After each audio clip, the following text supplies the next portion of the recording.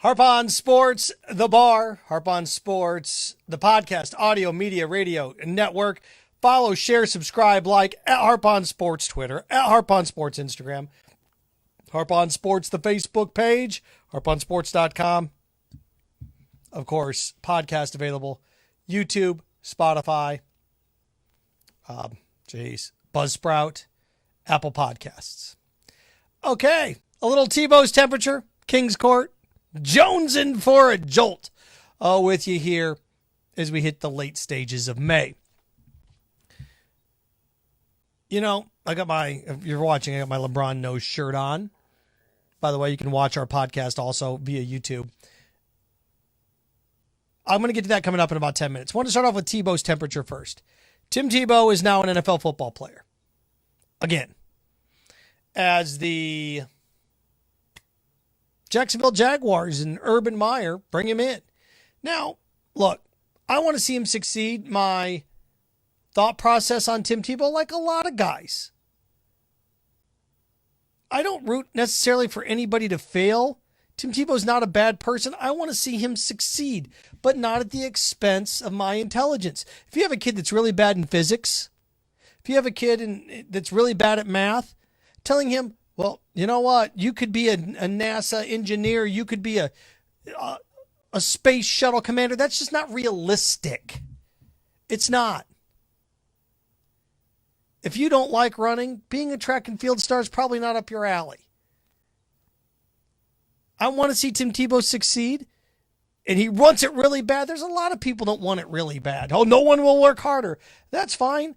If I wanted to be an NBA center, I could work as hard as I want. It's never going to happen. Ever. And you can tell whether or not somebody's realistic on Tim Tebow, if they have realistic expectations, by taking their temperature. The question isn't whether or not he's going to be any good, or how do you think he's going to do? Because people that love him, he's going to be great. People that hate him, he's not going to be any good. That's not it. You have to ask yourself, what's your definition of success for Tim Tebow? What's a successful run of it for Tim Tebow? What's success for him? What is it? To me, Tim Tebow is a success in the NFL if he makes the roster. That's how Tim Tebow's success. If Tim Tebow makes the roster, he's a success. He is. Makes the roster, success. Well, if he's a success, even if he tries. No, we're not doing that. We have to have realistic expectations. If Tim Tebow goes to camp and it doesn't work out, okay. But this whole concept of he can do anything he puts his mind to. No. He never made the bigs in baseball. Now, do I think his minor league career or his attempt at baseball was a success? Yes, I do. But I don't have unrealistic expectations for success for him.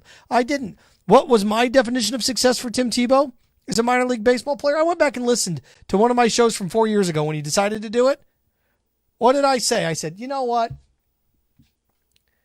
If he starts, contributes, and works his way up the minor league system every single year, it's a success.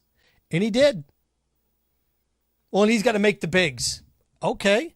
So you're asking him to do what 88% of minor league baseball players don't. Almost 90% of minor league baseball players never make the bigs. So if he didn't make it, he wasn't a success. There's my issue. Unrealistic expectations. He's going to fail. Okay, if you're rooting for him to fail, knock yourself out. If that's who you are, go for it. Be that person. Be that little man or little woman. I want to see him succeed, but not at the expense of my intelligence. What's success for Tim? If he makes the team. 53-man roster, even if he makes the practice squad, even if he's one of those 10 guys on the practice squad, to me, that is a success. You know, the prop bets are out over under, was it 1.5 touchdown passes, over under 8 receptions on the year, over under, I don't even know how many touchdowns it is. Is it 2 touchdowns? Bet the under. The man's never played the position before. If you're a betting man, you bet the under. Vegas and those billion-dollar cathedrals that they have, they build those because of your passion, not your intelligence. Point spreads and gambling in sports, those places are extremely wealthy because you bet your passion, not your intelligence. I'm not in the passion business. What I mean by that is I don't make decisions in sports based on passion. I don't. You do that. You're fans. I'm not. I'm a broadcaster. So as I look at it from Tebow's perspective, I hope he succeeds. I want him to succeed. All you got to do is ask, hey, well, how do you think he's going to do? He is going to be fantastic. I'm done listening to you. How do you think he's going to do? I hope he fails. Done listening to you. When you ask those people not whether or not he's going to make it, what's your definition of success for Tim? There's how you find out a realistic expectation. Ask a kid graduating college. Somebody the other day, I'm not going to tell you who, it's nobody that goes to, thank God it's not one of my students, but somebody told me, when I graduate, I'm going to be making $100,000 a year. All right. Okay, boy. It's going to be a rude awakening for you. Unrealistic expectations. I'm going to lose 40 pounds in a month. Unrealistic expectations. And with Tim Tebow, make the team. Make the team. If he makes the team and makes the roster, then you go from there. If he plays in 7 or 8 games this year, one of the starting tight ends gets hurt, he goes in, he fills in, he plays in a couple games, 8 to 10 snaps, doesn't play the next week, that's success to me. Well, unless he scores 10 touchdowns and I don't see any way that he's blocking NFL defensive tackles. Elite tight ends can barely do that. What's your definition of success for Tim Tebow? What's the temperature on this man? Is it realistic? Is it unrealistic? And, I look around and, people that Tebow's fans, the people that support Tim, are myopic. They are. That they love him no matter what, and that's great. That's why, what Tim Tebow's fans are? Tim Tebow's fans are parents that judge their own daughters in beauty contests. She's just amazing. Yeah, that's why you don't get to judge. Do you ever run into a parent, maybe you know this person, that thinks their kid's the smartest? Oh, they're just so smart.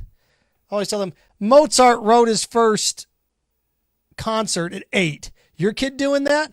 Well, no, then sorry. I look at all these different geniuses. Hey, there's all this 12-year-old that built a car on YouTube. Your kid do that? I'm going to pump the brakes on, he can do long division. Great.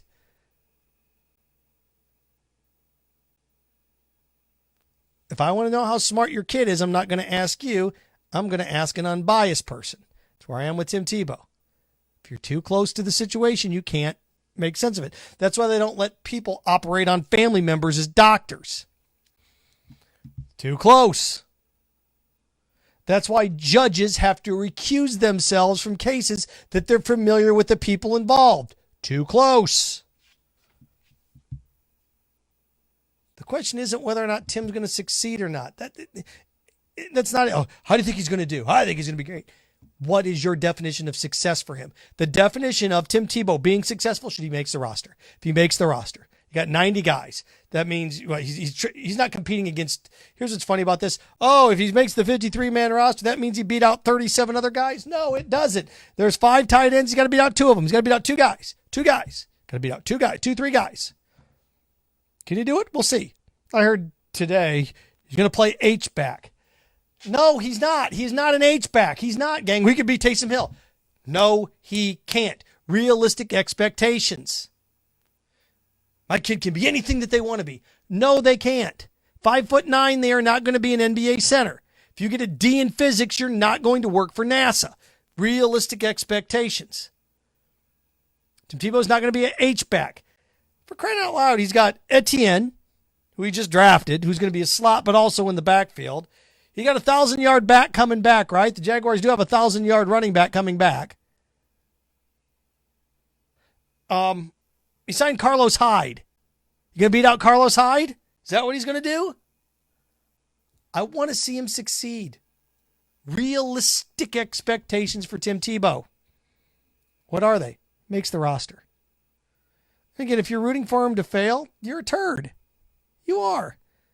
I want to see him succeed. It'd be a great story. And people out, how can the Jaguars sell his jersey? He hasn't made the team yet. You become wealthy in this country by finding a way to separate fools from $20. Everybody thinks you become wealthy by designing an electric car, a Tesla. No, most people become wealthy. Separate a fool from $20. Starbucks. Starbucks is $1 billion entity. How did Starbucks make their money? They found a way to separate fools from $7 every day. You become wealthy by finding a way to separate people that aren't smart with money to give you their money. Not a ton of it, a small amount. That's how you become wealthy. Jaguars, what can we do? Let's sell these jerseys. He hasn't made the team. The moral and ethics of football where you ram your head into somebody else and you get paid $10 million a year to do it. Again, good for the Jaguars for selling the jersey. Smart. What if he doesn't make the team? So what? If somebody's willing to give you money for a guy's jersey that they weren't sure were going to make the team or not, that's a poor economic decision on their part. The market will dictate what people look. If I'm the Jaguars, I'm like, okay, so some numbnuts gives me $80 for his jersey as opposed to going out and spending $80 on lottery tickets. I'll take it. Offer a service. If people don't want to buy it, no, then there's no. If you're going to get into the moral or ethical conundrum of whether or not a football jersey should be able to be sold or not, Tebow's temperature. Is he going to make it? Is he going to make it? What's your definition of success for Tim Tebow? If he makes the roster, it's successful. Little King's Court. I got my LeBron James shirt on. LeBron knows. Warriors, Lakers, play-in game, whatever you want to call it. LeBron hits a gigantic three, falling off the court. Oh, he's such a drama king. Oh, he has so much drama. Okay. The anti-LeBron crowd, I feel bad for you. I do. I feel bad for the anti-LeBron crowd because you're missing one of the greatest 5 careers in the history of the NBA. You are. You're missing it. And what was it, the 97th time he's hit a shot to tie a game or win a game in the final minute? He's not clutch. Okay. I look at anti-LeBron people how I look at anti-vaxxers. I do. Flat earthers. I look at you know what? There's multiple ways. All right, I'm done. I'm done with you people. I'm done with you. I'm not going to try to convince you of LeBron's greatness. Not. It's there. It's there. Why you should like him? Look, it's an era bias thing. It is. When I was growing up, Pearl Jam, Nirvana, Metallica, those bands. Different forms of music, right? Different cultures. Heavy metal as opposed to rock and grunge. And it was just different. Foo Fighters, you know, I mean, after Nirvana, that era. And then you had weird things like the Gin Blossoms. It was all over. The Cranberries. You're all over the place when it came to music. Just were. Bruce Springsteen. There were different eras. But that was my era of music. My nephews, Skrillex and that, I'll never understand Skrillex and that music. I'll never get it. I'll never get it. Ever. Just like they don't get mine.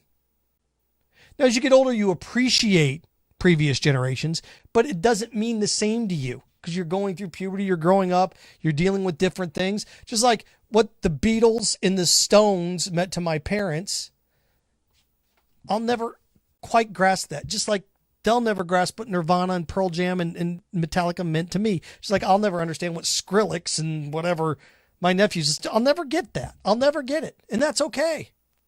That's what LeBron James is. My generation, As I've gotten older, I take a step back and I just want to see greatness. I just want to see something unique and special and great is what I want to see.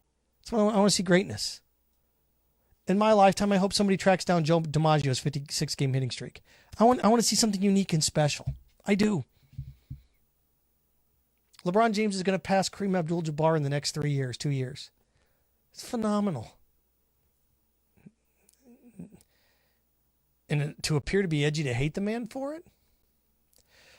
LeBron James is one of 6 athletes that I can remember in the last 25 years that lived up to the hype.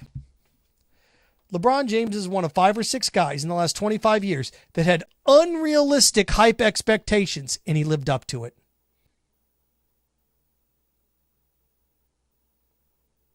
LeBron James is on the cover of Sports Illustrated at 17 years old. It said the chosen one. He looked like he's 15 years old. He looks like a little kid because he was a kid. The chosen one, King James. 17 years old on the cover of Sports Illustrated. Most people I know couldn't handle being on the front page of the local newspaper as an adult. This kid was on the cover of Sports Illustrated at 17 years old with the chosen one. Has been told since he was in his mid-20s, you're not Jordan, you're not as good. Oh, who do you think you are? You're so arrogant. So I can't think of an athlete that's been hated for nothing more than LeBron has been. Again, I'm not going to try to convince you to like him. I'm done. It's anti-vaxxers, flat earthers. I'm not even going to try. I'm not even going to try with you people. You're out in La La Land. You're QAnon. Not even going to try. But he's one of 6 guys that lived up to the hype train in the last 25 years. Ken Griffey Jr. Some of these guys, quite a few of them are baseball guys. Last 25 years, these are the guys that have lived up to the hype. Unrealistic expectations. Sidney Crosby in hockey. Unrealistic expectations for Sidney Crosby. Lived up to the hype. Andrew Luck in football. That's the one that's the most borderline. Did he? Almost went to a Super Bowl, got to a conference championship game, played at an elite level for 7-8 years. Injuries caught up with him. Good career, not a Hall of Fame career. Oh boy. Trevor Lawrence is there now. Trevor Lawrence has unrealistic expectations. 15 years from now, Trevor Lawrence could have 3 Super Bowl titles with the Jaguars. People say, not Tom Brady. That's where Trevor Lawrence is. Number 1 overall pick. And I've said this. If Trevor Lawrence has Phillip Rivers' career, is that successful? He's a Hall of Famer. If Phillip Rivers has Dan Marino's career, is that successful? Is it? Trevor Lawrence, excuse me, not Phillip Rivers. Unrealistic, just the hype train. LeBron James, Trevor Lawrence is there now. Trevor Lawrence is this generation's LeBron in terms of high expectations. I mentioned Sidney Crosby. Andrew Luck. Baseball-wise, Bryce Harper, Ken Griffey Jr. Steven Strasburg, a little bit. Strasburg lived up to it. He won a World Series 2 years ago. When it's all said and done, probably right now. Bryce Harper, yes. Bryce Harper's lived up to it. Bryce Harper was on the cover of Sports Illustrated again back when that meant something. On the cover of Sports Illustrated, Bryce Harper dropped out of high school to get his GED because you had to have at least your high school you had to be a high school graduate or have an equivalency to be eligible for baseball's draft. So this dude drops out of high school to get his GED so he can be drafted. And he's going to end up hitting 400 home runs in his career, 2,500 hits. Yes. So again, the hype train, the guys that have had unrealistic expectations that have lived up to the hype, Bryce Harper has, Ken Griffey Jr. has, this last 25 years now. Strasburg, not quite there yet, but just unrealistic expectations. On the other side of the ledger, football-wise, Andrew Luck. We'll see about Trevor Lawrence. LeBron James. Zion Williamson will be there. Zion Williamson is the next one. But Zion's nowhere near what LeBron, but it's pretty unrealistic expectations. He blew out his shoe, a Nike shoe, on a court while playing for Duke, and it affected the stock prices. That shows you how big of a monster that man was. So there's that. And finally, Jonesin for a Jolt. Article in The Athletic. Julio Jones is available via trade. I can think of 3 teams that should make a trade for him. I do. The first one being the Indianapolis Colts. You have T.Y. Hilton, You traded for Carson Wentz. You go to Carson Wentz. He's got 2 years left on his deal. The Colts have plenty of cap room. But you go to Carson Wentz and say, look, we're going to have to can you move some of this money around for us a little bit so we can swallow this deal? If I'm the Colts, I pick up the phone and, look, you can offer a 3 and go to a 2. Offer a 3, hey, if we make the playoffs, it goes to a second-round pick. That will stomach things a little bit better for the Falcons. And that's what you offer them. Julio gets to stay indoors. Indianapolis, T.Y. Hilton, Carson Wentz, there you go. A team that made the playoffs last year, there you go. Colts, plenty of cap space, should do it. The second team that should call is the Bengals. Again, realistic teams that Julio's going to go to. If Julio, he'll go to Denver, I'll go to New England. I don't want to go there. Why do I want to go to Denver and New England? So I go to New England and I got a rookie quarterback I got to deal with. I go to Denver, I don't even know who my quarterback's going to be. Pass. Cincinnati. A.J. Green's gone. They drafted Jamar Chase. You've got Joe Burrow. The Bengals finally addressed that offensive line. Maybe not like they should have, but they did. How do we take pressure off our ACL-riddled injury quarterback? Well, how you do it is you bring in a Pro Bowl wide receiver, a Hall of Fame wide receiver that gives Jamar Chase and Julio opposite sides. Julio can learn, or Jamar Chase can learn under Julio the same way Randy Moss learned under Chris Carter. That's what I would do there. Bengals, pick up the phone. And the last team's the Packers. If the Packers want to stop all this Aaron Rodgers stuff, this is what you do. You go to Aaron Rodgers and say, if you rework your deal, we will go get Julio Jones. You're going to have to rework your deal, though. We don't have enough money. You're going to have to rework your deal. We will go get Julio Jones. And you make it public as best as possible without saying it. You leak it. We'll go get Julio if you rework your deal. And if you're the Packers and you're serious about this, and you're really serious about Aaron Rodgers, you pick up the phone, you call the Falcons and say, look, we're going to give you Jordan Love for Julio Jones. We just drafted him in the first round. We pissed off Aaron Rodgers. We got to fix this. We're going to give you the quarterback we drafted in the first round last year. He can learn under Matt Ryan for a year or two here. Still on his rookie wage scale, so you got him for 3 more years. By then, the Falcons are talking about drafting the quarterback this year. You're obviously rebuilding. You're moving on from Julio Jones. We'll give you Jordan Love. You don't want him, we'll give you a second-round pick then. We win the Super Bowl, we go deep, we go to the Super Bowl, it becomes a first-round pick. Julio, you interested in Green Bay? Aaron Rodgers? And you tell Aaron Rodgers, you got to rework your deal to do this. That's what I would do. I'd offer him Jordan Love. Then you look at Aaron and go, we're going to trade Jordan Love, we're going to get Julio Jones here. You're going to have to redo your deal, though. We need you to do 5 years. You need to shuffle some of this money around. People act like Julio's done. Julio Jones is on pace for 1,500 yards last year. Whatever. Good gracious. He's got 4 or 5 years left in him. You bet he does. So there you go. Harp on Sports, The Bar, Little Tebow's Temperature, Kings Court, and Jonesin for a Jolt. You can follow us, follow, share, subscribe at Harp on Sports Twitter, at Harp on Sports Instagram, harponsports.com, Facebook page, Harp on Sports, YouTube channel, Harp on Sports as well. You can listen to the podcast, Spotify, Apple Podcast, and Buzzsprout. As always, remember, stay strong, stay clean, stay focused. Frankenstein. Have fun with your friends.